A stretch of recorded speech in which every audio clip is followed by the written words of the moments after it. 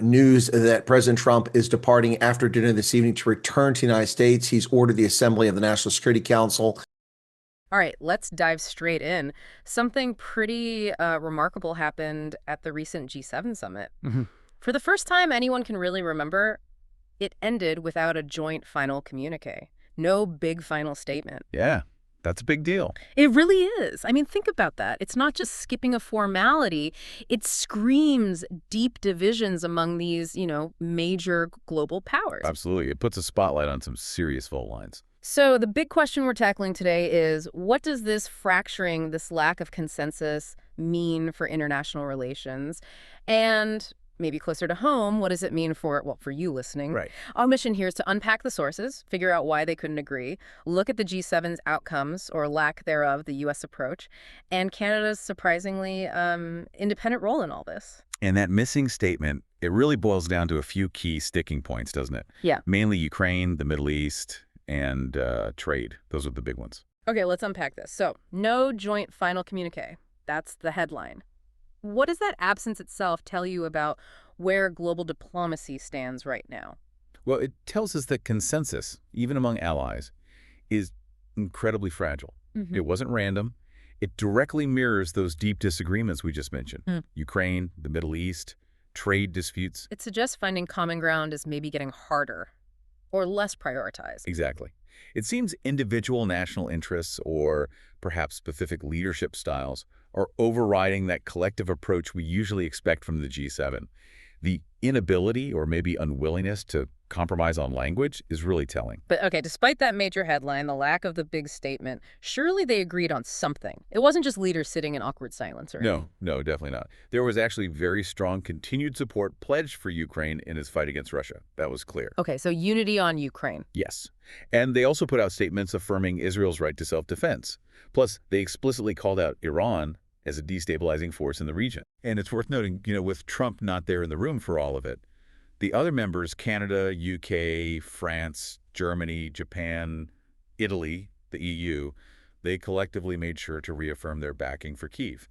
So on some core security issues, the alignment held. All right, let's shift gears a bit. From security to economics, how did the talks around trade and tariffs go? I gather comprehensive deals weren't exactly flying off the shelves there either. No, it's putting it mildly. The U.S. seemed pretty reluctant to offer tariff relief, which definitely didn't help the mood. Right. But Canada came in with a pretty creative idea. They tried linking higher defense, spending something the U.S. often pushes for, directly to getting cuts on tariffs. Like a quid pro quo. Spend more on defense, get a break on trade. Exactly. It's what you might call pragmatic reciprocity, a kind of you scratch my back, I scratch yours approach. Yeah. Give it something tangible on tariffs and we'll commit more to defense. And how did that go down? Trump apparently declined that specific offer, so no Yeah. grand bargain there. But even with that specific proposal hitting a wall, I read something about a significant bilateral agreement still happening, kind of separate from the main G7 arguments. Yes, that's right. Sort of behind the scenes, or at least parallel to the main summit drama, Canadian and U.S. officials actually agreed to fast-track talks. They set a goal to reach a new bilateral trade deal within 30 days. So even with the big group struggling, one-on-one talks could still move forward. It shows that sometimes those bilateral channels work, even when the multilateral ones are clogged up. Fascinating. Okay, another really contentious point that kept bubbling up was this whole debate about Russia. Should Russia be allowed back in? And even talk of including China. Oh yeah, that was a major flashpoint. Trump was very vocal, criticizing Russia's expulsion back in 2014. He kept calling for its return, talking about a G8 again. Arguing it would help solve things. His argument was basically, you need these major players in the room to deal with global conflicts. He even floated adding China to the mix, believing that could somehow ease international tensions. Wow.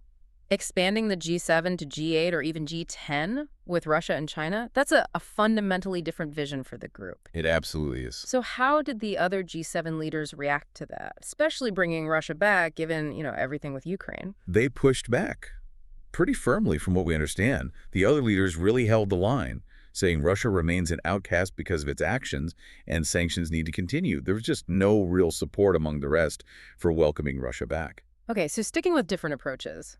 Canada. Our sources describe Canada as taking a widening path, sort of stepping away from its usual alignment. Why did Canada choose this moment to diverge like that? Well, it seems Canada made a very calculated decision. Blocking that full communiqué wasn't just obstruction. It was a way to avoid signing on to U.S. positions they didn't agree with. Specifically on things like, Things like Iran, certain aspects related to Ukraine, and definitely climate policy. Canada didn't want its name on a statement that might reflect compromises on those core issues. It was about protecting their own policy integrity. so beyond just saying no to the full statement, how did Canada use its position? What other moves did they make? They were quite active, actually. We already mentioned that proposal linking defense spending and tariffs that showed they weren't just saying no, they were trying to find practical, reciprocal solutions. Right, the pragmatic reciprocity. Exactly. And they also made a point of engaging beyond the G7 core, hosting bilateral meetings with leaders from the global south, like India's Modi. That signals a broader diplomatic approach. Trying to build other bridges? Seems like it. And also trying to rally the traditional G7 partners, maybe as a Mhm. counterbalance to some of the unpredictability coming from the U.S. side. It looked like a display of, diplomatic maturity. So let's dig into that a bit more. The underlying reasons for Canada acting more independently. Is this just about this specific summit, this specific U.S. administration, or is it something bigger, a real strategic shift? I think many analysts are framing this as potentially a hinge moment for Canadian foreign policy, a point where they might be fundamentally reassessing their automatic alignment, particularly with the U.S., Moving away from just following the U.S. lead. more towards emphasizing rule-based international order, multilateralism, rather than just focusing on transactional one-on-one deals. Hmm. It's a subtle but significant signal. They seem to be positioning Canada as a principled independent player. Okay, let's switch back to another moment that got a lot of attention. Trump's early departure from the summit. He left a whole day early. What was the story there? Yeah, he did. The official reason given was the ongoing Iran-Israel conflict. He made a point of saying it wasn't about pushing for a ceasefire, despite some speculation. And he pushed back pretty hard on other interpretations. Oh, definitely. He went on Truth Social, called claims by Macron about his motives publicity-seeking, and insisted his reason for leaving was much bigger than that. It really highlighted his unconventional approach to these high-stakes summits. Presence seems tied to immediate, tangible outcomes for him. And this departure sort of dovetailed with his really hardline stances on some key issues, didn't it? He wasn't willing to bend much. Not at all. He made some very strong statements, demanding Iranian civilians evacuate Tehran, calling Iran's nuclear program unacceptable. Critically, he refused to sign on to the G7's joint language aimed at de-escalation in the Middle East. And on Russia. Same firmness. Yeah. He resisted talk of more sanctions and, again, repeated his view that kicking Russia out of the G7 was a mistake, floating that idea of bringing Russia and even China into an expanded group. Consistency there. Even with all that diplomatic drama and leaving early, trade seemed to remain front and center for him, right? Absolutely. Trade is always a primary focus. He did manage to secure a bilateral trade agreement with the UK, which he could point to as a win. But not with everyone. No. Deals with Canada or Japan didn't materialize at the summit itself. And he backed that up with some pretty serious threats. Tariffs up to 50% on EU goods, potentially retaliatory tariffs coming if there wasn't progress by early July. It's a very clear America first, trade-centric approach, even if it ruffles diplomatic feathers. Okay, let's circle back to Canada for a second. We talked about their independent stance. Can we connect that more deeply to underlying principles? What was really driving that decision to chart a different course? I think it stems from a core belief within the Canadian government that the G7 needs to stick to certain values. Democratic principles, yes, but also strong climate leadership and a commitment to collective security. And specific pressures influenced that. Definitely. They refused to water down climate commitments, for instance, even without full U.S. backing. That was a clear line. What about those invitations to non-G7 leaders you mentioned? Right. Inviting leaders like Modi from India wasn't just about optics. It reinforced Canada's push for a more inclusive kind of diplomacy, bringing more voices to the table. And the U.S. factor. The perceived unpredictability from the U.S. undoubtedly played a role.